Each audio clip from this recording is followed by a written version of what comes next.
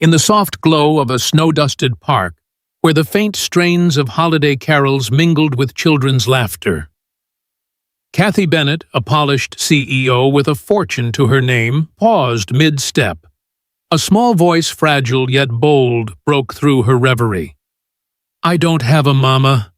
Can I spend the day with you, ma'am?" Kathy looked down to find a girl barely 3 wrapped in a faded red coat, clutching a tattered teddy bear. Snowflakes clung to the child's lashes, her brown eyes wide with a quiet plea. Kathy's gaze flickered, scanning the park, until it settled on a man standing a short distance away. His worn coat and snow-crusted boots spoke of hardship, but his steady, watchful presence radiated care. Their eyes locked briefly, his held a warmth that felt like a hearth in the cold. Kathy knelt slightly, her usual boardroom poise giving way to something softer. "What's your name?" "Little one, Lena," came the shy reply, her voice barely above a whisper.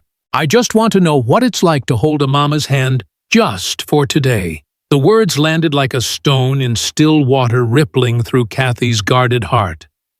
She hesitated, then offered her gloved hand a gesture that felt both foreign and right. "It's Christmas," she murmured, almost to herself. "Maybe we all need a little warmth today."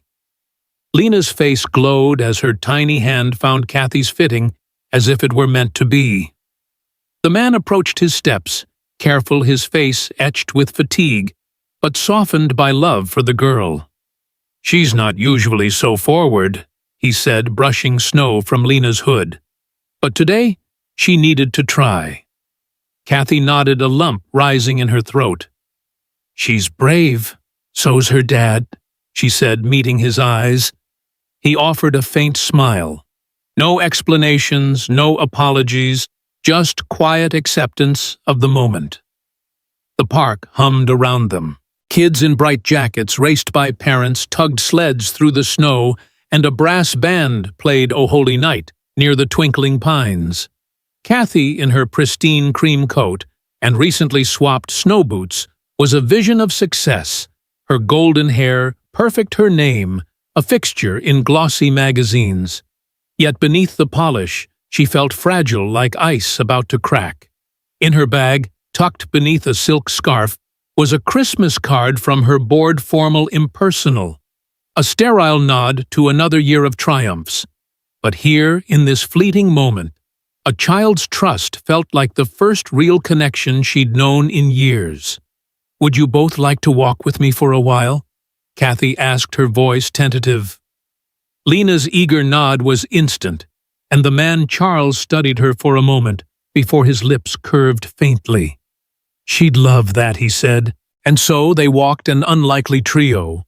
A wealthy executive, a man carrying the scent of wood and winter, and a girl with patched mittens and a heart brighter than the holiday lights. In that shared stroll amidst the snow and carols, they found something fragile and unspoken, a chance to mend, if only for a day. The snow fell heavier now, blanketing the park, in a hush that seemed to soften the edges of the world. Kathy Bennett, Lena and Charles walked side by side, their footsteps crunching in rhythm along the winding path. Lena's tiny hand remained nestled in Kathy's, her grip surprisingly firm for someone so small. Every few steps, the girl glanced up, her eyes sparkling with a mix of wonder and disbelief, as if she couldn't quite trust that this moment was real.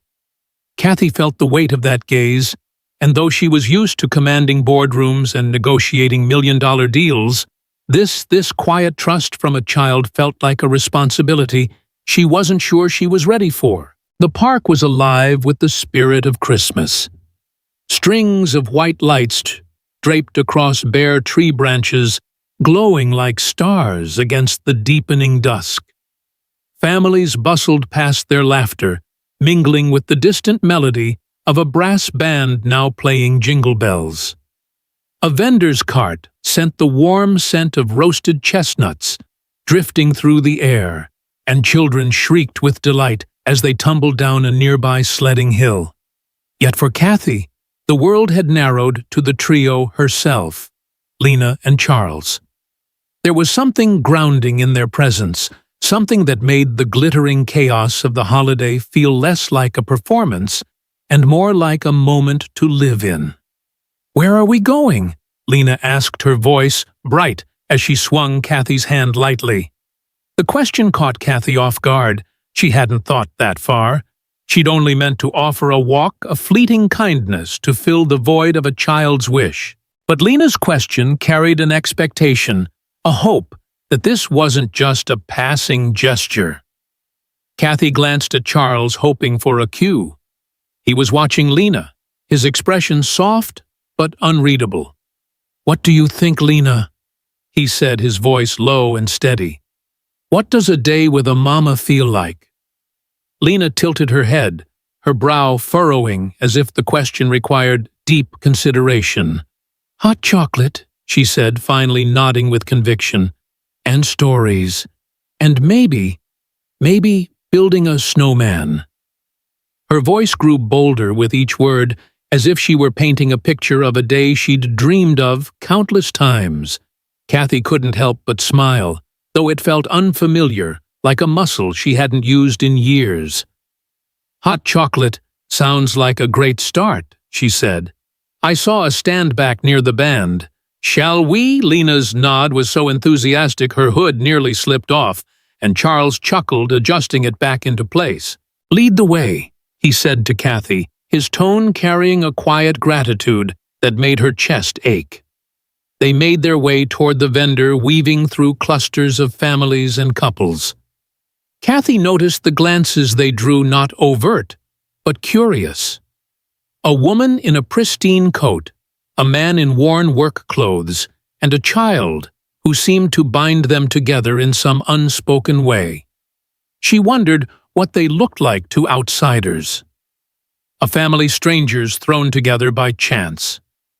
The thought made her self-conscious, but Lena's hand in hers kept her anchored. At the hot chocolate stand, the vendor, a stout man with a graying beard and a Santa hat, grinned as they approached. "Evening, folks. 3 cocos, extra marshmallows for the little one." He winked at Lena, who giggled and hid half her face behind her teddy bear. "Yes, please," Kathy said, reaching for her wallet. She hesitated, glancing at Charles. "I've got this," she added quickly, not wanting to assume or offend. Charles's eyes flickered with something, pride maybe, or discomfort. But he nodded. "Thank you," he said simply, and the moment passed. They stood to the side as the vendor prepared their drinks, steam rising in clouds from the metal urn. Lena swung gently between them, holding Kathy's hand on one side and Charles's on the other. "This is fun," she declared, her voice muffled by the scarf now slipping over her chin. "Like a real family." The words hit Kathy like a gust of winter wind. A real family. She didn't dare look at Charles, afraid of what she might see in his expression. Instead, she focused on Lena, who was now humming a tune that sounded vaguely like Frosty the Snowman. Kathy's life was a carefully curated empire: meetings, contracts, penthouse views, and a calendar so packed she barely had time to breathe. Family was a word that belonged to other people, not her. Yet here in this snowy park, it felt like something she could almost touch.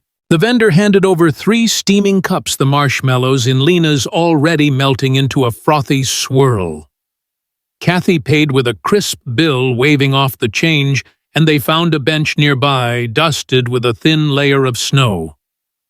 Charles brushed it clean with his glove before they sat, Lena tucked between them like a bridge. "Careful, it's hot," Charles warned as Lena eagerly brought the cup to her lips. She blew on it with exaggerated puffs, making Kathy laugh, a sound that felt foreign in her throat. "Tell me about you, Lena," Kathy said, sipping her own cocoa.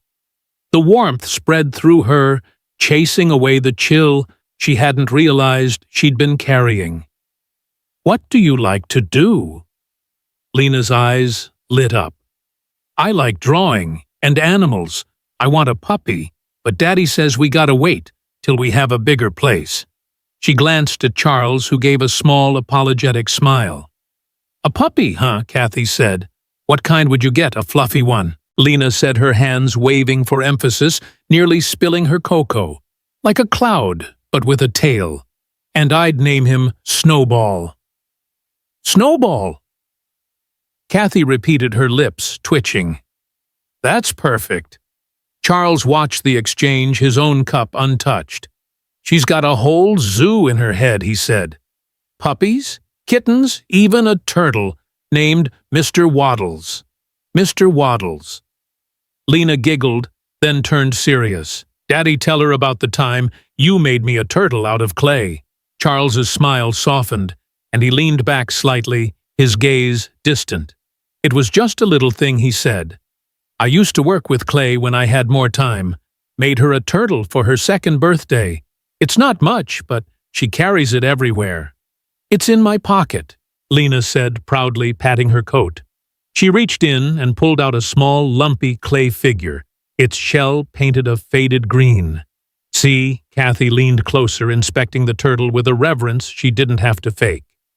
That's beautiful, Lena. Your daddy's an artist. Charles shook his head, a faint flush creeping up his neck. Just a hobby. Used to be, anyway. Kathy wanted to ask more, what had changed, what had taken that time away, but the weight of his words stopped her. Instead, she sipped her cocoa and let the moment settle. Lena chattered on, describing her favorite animals, her drawings, and a story about a squirrel she'd named Nutty, who lived near their apartment. Kathy listened, surprised by how easily she slipped into the rhythm of the conversation, how natural it felt to nod and ask questions. The park grew quieter as the evening deepened, the crowd thinning as families headed home. The brass band had moved on to "O Come All Ye Faithful," and the lights seemed to glow brighter against the darkening sky. Lena finished her cocoa, leaving a faint mustache of chocolate on her upper lip, and declared it was time for a snowman. We need a big one, she said, hopping off the bench. Taller than Daddy, Charles raised an eyebrow. That's a tall order, kiddo. You sure you're up for it? Lena nodded vigorously, already trudging toward an open patch of snow.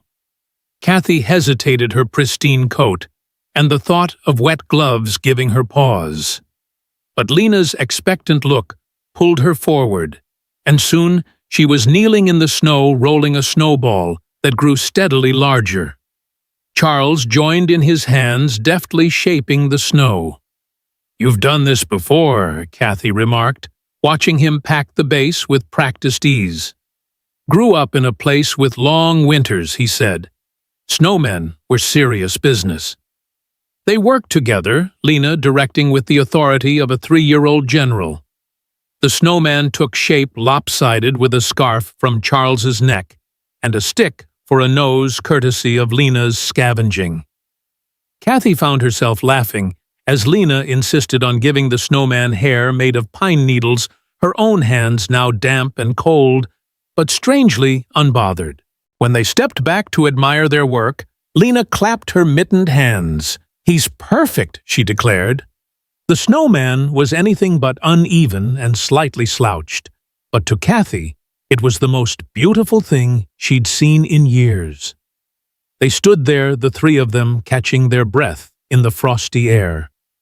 Kathy glanced at Charles, who was watching Lena with a tenderness that made her heart twist. You're good with her, she said quietly. She makes it easy, he replied, his voice barely above a whisper. She's all I've got. The words hung between them, heavy with unspoken history. Kathy wanted to ask about Lena's mother, about their life, about the weariness in his eyes, but she didn't. Instead, she turned to Lena, who was now trying to balance a snowball on the snowman's head. Let's get you warmed up, Kathy said, noticing the girls shivering. How about we find a place to sit and tell some stories? Lena's eyes widened. Stories, like fairy tales. Exactly, Kathy said. though she hadn't told a story in years, maybe decades. "What's your favorite, Cinderella?" Lena said without hesitation. "But I want you to tell it, ma'am." Kathy swallowed, suddenly aware of the challenge. "Call me Kathy," she said, the formality of ma'am feeling too distant now. "And I'll do my best." They found a small pavilion nearby, its wooden beams strung with fairy lights. Charles pulled a blanket from his bag, a thin, well-worn thing, and draped it over Lena's shoulders as they settled on a bench. Kathy took a deep breath, searching her memory for the details of Cinderella. She began hesitantly, her voice stiff at first, but Lena's rapt attention loosened something in her. She wove the tale, adding flourishes, a pumpkin carriage that sparkled like gold glass slippers that caught the starlight. Lena leaned against her, her small body warm and trusting, and Kathy felt a pang she couldn't name. Charles listened too, his expression unreadable, but soft. When Kathy stumbled over a detail, he chimed in quietly, adding a twist about the mice helping Cinderella sew her dress. Lena giggled, and Kathy shot him a grateful look. The story stretched on longer than Kathy intended, but she didn't want to stop. The park was nearly empty now, the lights casting long shadows across the snow. When she finally reached the part where Cinderella and the prince danced under the stars, Lena sighed contentedly. "That's what today feels like," she murmured. "Like dancing." Kathy's throat tightened. She looked at Charles, who was staring at the ground, his jaw tight. "Yeah," he said softly. "It does." They sat in silence for a moment, the weight of the day settling around them. Kathy realized she didn't want it to end, not yet. "There's a diner across the street," she said, the idea forming as she spoke. "They've got good pie, and maybe more hot chocolate. Would you like to join me?" Lena's face lit up, but Charles hesitated, his eyes searching hers. "You don't have to do this," he said quietly. "You've already given her more than I could have hoped." "I want to," Kathy said, surprised by her own certainty. "Please." Charles studied her for a long moment, then nodded. "All right. Pie sounds good." They gathered their things, Lena's chatter filling the air as they left the pavilion. The diner was a short walk, its neon sign glowing warmly against the night. Inside, it was cozy with checkered tablecloths and the smell of coffee and cinnamon. They slid into a booth, Lena insisting on sitting next to Kathy. The waitress, a woman with a kind smile, brought them menus and promised the apple pie was to die for. As they waited for their order, Lena colored on a paper placemat, her crayons scribbling a picture of their snowman. Charles watched her, then turned to Kathy. "You're not what I expected," he said, his voice low enough not to carry to Lena. Kathy raised an eyebrow. "What did you expect?" He shrugged, a faint smile tugging at his lips. "Someone too busy for this. Someone who'd walk away." Kathy looked down at her coffee, the steam curling upward. "I almost did," she admitted. "But she's hard to say no to." Charles nodded, his gaze drifting to Lena. "She's got a way of pulling you in." The pie arrived warm and fragrant, with scoops of vanilla ice cream melting into golden crust. Lena dove in, her earlier shyness gone, and Kathy found herself laughing again as the girl recounted their snowman adventure with exaggerated details. Charles joined in his own stories of Lena's antics, her attempts to train the squirrel Nutty, her insistence on wearing mismatched socks, drawing smiles from them all. The diner's warmth, the clink of forks, the soft hum of holiday music from a jukebox. It was ordinary, yet extraordinary.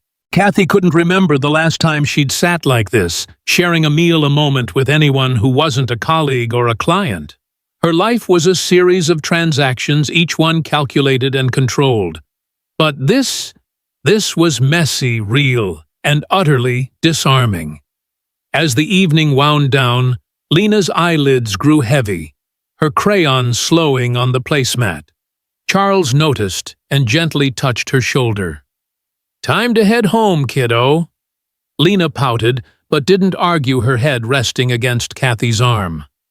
Kathy felt a pang at the thought of them leaving, of this day ending. "Where's home?" she asked, trying to keep her tone light. Charles hesitated, then said, "Not far. A small place, just enough for us." Kathy nodded, sensing the boundaries he wasn't ready to cross. She paid the bill, waving off Charles's quiet offer to contribute, and they stepped back into the cold. The snow had stopped, leaving the world sparkling under the streetlights. Lena clung to Kathy's hand, her steps slow with sleepiness. At the edge of the park, Charles stopped. "This is us," he said, nodding toward a side street. "Thank you, Kathy. For today." Kathy looked at Lena, who was fighting to keep her eyes open. "Can I see you again?" she asked, the words slipping out before she could stop them. Charles's expression softened, but there was a guardedness there too. "We're around," he said. "Maybe we'll run into you." It wasn't a promise, but it was enough. Kathy knelt and hugged Lena gently, the girl's arms wrapping around her neck. "Thank you for being my mama today," Lena whispered, her voice sleepy but sincere. Kathy's eyes stung. "Anytime, sweetheart," she said, her voice breaking just slightly. Charles scooped Lena up, her head resting on his shoulder, and with a final nod, they turned down the street. Kathy watched them go, their silhouettes fading into the snowy night. She stood there longer than she meant to. The park quiet now, the lights still twinkling. In her bag, the Christmas card from her board felt heavier than ever.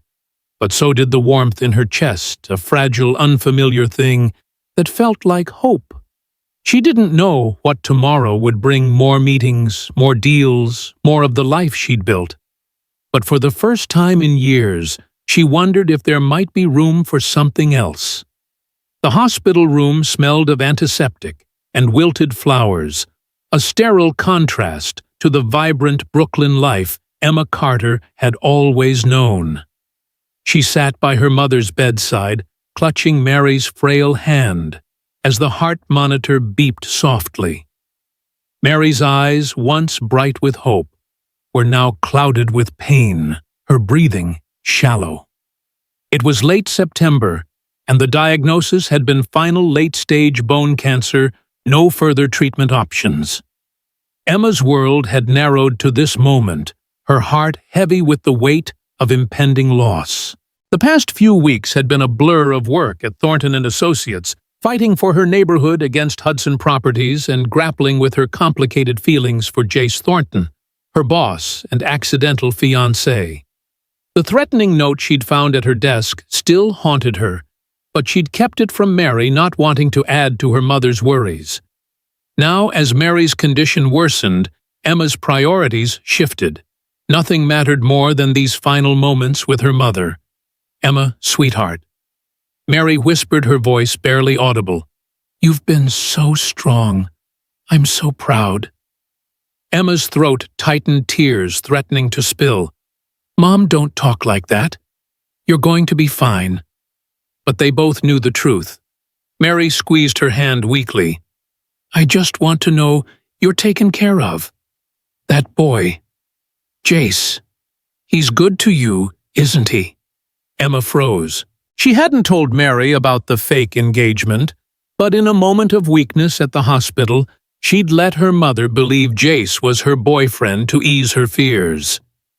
The lie had felt harmless then, but now it weighed on her. "He's been kind," Emma said carefully, unable to meet Mary's eyes. Mary smiled faintly. "Good, hold on to that. Don't let life make you hard, Emma." Before Emma could respond, Mary's eyes fluttered closed, her breathing slowing. The nurses came, and Emma stepped back, her heart breaking as she realized these might be their last words. At Thornton & Associates, Jace was buried in work, his office, a fortress of case files and coffee cups. The Brooklyn case had become his obsession, not just because it was a chance to do good, but because it was Emma's fight. Her passion for her community had inspired him a reminder of why he'd chosen law over his family's real estate empire. But Emma had been distant since the networking event, her usual fire dimmed by something he couldn't pinpoint. He'd seen the photo of him and Elizabeth Grant on his desk, left there by a meddling colleague, and wondered if it had sparked the change. Elizabeth's persistent calls didn't help. She was relentless, backed by both their families, pushing for a dinner to discuss their future. Jace had no future with her, but explaining that to his parents was a battle he wasn't ready for. Not yet. He was reviewing Emma's latest report on Hudson Properties when his assistant, Mia, knocked. "Emma's not coming in today," she said softly. "Her mother's in the hospital. It's not good." Jace's chest tightened. He'd known Mary was ill, but Emma had downplayed it, always putting on a brave face. "Thanks, Mia," he said, grabbing his coat. "Cancel my afternoon." He didn't wait for a response, already heading for the elevator. At the hospital, he found Emma in the waiting room, her eyes red but dry, staring blankly at a vending machine. "Emma," he said gently, and she flinched, surprised to see him. "What are you doing here?" she asked, her voice raw. Jace hesitated, then sat beside her. "I heard about your mom. I thought you could use a friend." Emma's defenses wavered, but she nodded, too tired to argue. They sat in silence for a while, the hospital's hum filling the space. Finally, Emma spoke, her voice barely above a whisper. "She thinks you're my boyfriend." I didn't correct her.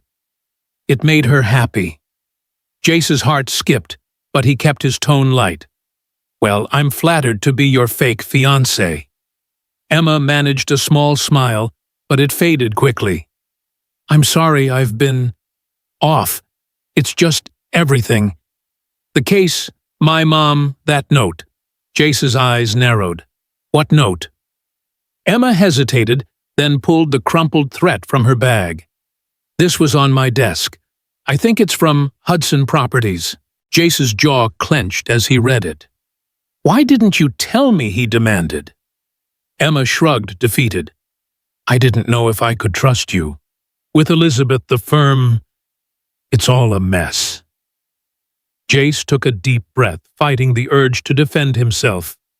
"Emma, there's nothing between me and Elizabeth. My family wants it, but I don't.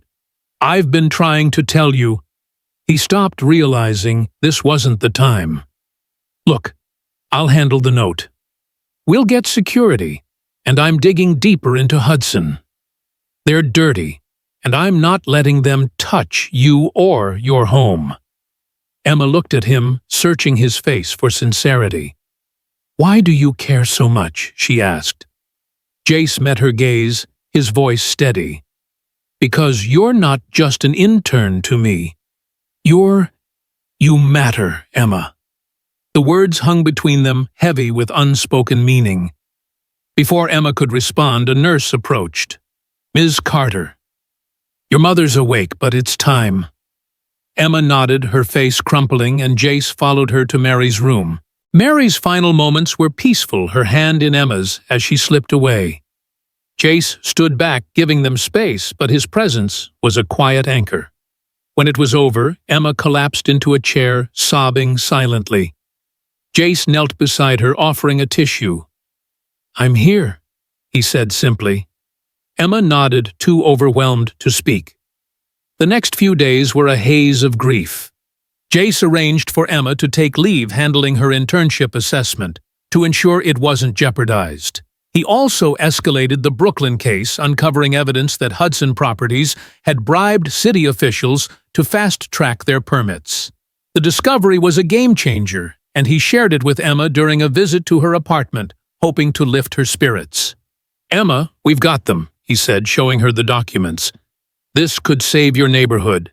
Emma looked at the papers, her eyes dull. Thank you, Jace, but it feels empty without her. Jace nodded, understanding. I know, but your mom would be proud of you. She wanted you to keep fighting. Emma's lips trembled and she nodded. She also wanted me to be happy. That's why I lied about us. I'm sorry. Jace shook his head. Don't be. It gave her peace. And it's not all a lie, is it? Emma looked at him, startled. What do you mean, Jace took a risk? His voice soft but firm. I care about you, Emma. Not as a boss, not as a fake fiancé. For real. The confession hung in the air, and Emma's heart raced. She'd felt it too, the pull between them, the way he made her feel seen. But fear held her back. Jace, we're from different worlds. Your family. Elizabeth, they'd never accept me. Jace's expression hardened. My family doesn't get to choose my life. I'm done letting them. And Elizabeth, she's nothing to me. To prove it, he pulled out his phone and dialed his mother, putting it on speaker. Mom, I'm not marrying Elizabeth. I'm in love with someone else. Her name's Emma Carter, and she's more real than anyone you've ever met. Eleanor's voice crackled with shock, but Jace hung up before she could argue. Emma stared, stunned. You didn't have to do that, she said. Jace smiled, a rare vulnerability in his eyes. Yeah, I did. I promised your mom I'd look out for you. And I keep my promises. The next week, Emma returned to work, bolstered by Jace's support.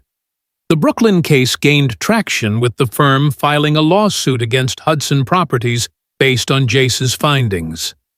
Emma threw herself into the fight, honoring her mother's memory. But Sarah, ever the opportunist, spread rumors that Emma was using Jace to climb the ranks, further isolating her among colleagues. When Emma confronted her, Sarah sneered, "You're just a charity case who got lucky." Emma's temper snapped. I earned my place here, Sarah. Unlike you, I don't need to tear others down to feel big. The exchange spread through the firm, earning Emma respect from some and enmity from others. One evening, Jace invited Emma to his penthouse to discuss the case.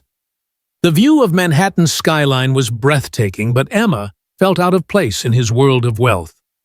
Sensing her unease, Jace handed her a coffee and sat beside her. I've been thinking about what your mom said, he started. About not letting life make you hard. She was right. You've got this, Fire. Emma and I don't want you to lose it. Not for the firm, not for me, not for anyone. Emma's eyes welled up. She also said to hold on to what makes me happy. I think that might be you. The admission was quiet, but it shifted everything. Jace reached for her hand, his touch warm and steady. Then let's figure this out together, he said. Lesson and educational value. As the chapter closed, Emma and Jace stood together not as boss and intern or fake partners, but as two people choosing each other despite the odds. The story teaches that love and understanding can bridge divides, class, ambition, grief, if rooted in honesty and mutual respect. It emphasizes the importance of living authentically, pursuing one's passions, and cherishing time with loved ones before it's too late. Emma's journey underscores that strength comes from vulnerability, and Jace's defiance of his family's expectations shows that true success lies in following one's heart, not societal pressures. The educational takeaway encourages young people to value their roots, fight for their communities, and build relationships based on trust, ensuring they leave a legacy of compassion and courage. Months later, Emma and Jace stood in her Brooklyn apartment, now safe from demolition, thanks to their victory against Hudson Properties. A photo of Mary smiled from the mantel, a reminder of her love. Emma touched it gently, then turned to Jace. She'd like this, she said, gesturing to their shared life, her law books, his case files, their plans for a future together. Jace pulled her close, his voice soft. She'd be proud of you. And I'm not going anywhere." Outside Brooklyn buzzed with life, a testament to their fight, and a promise of new beginnings.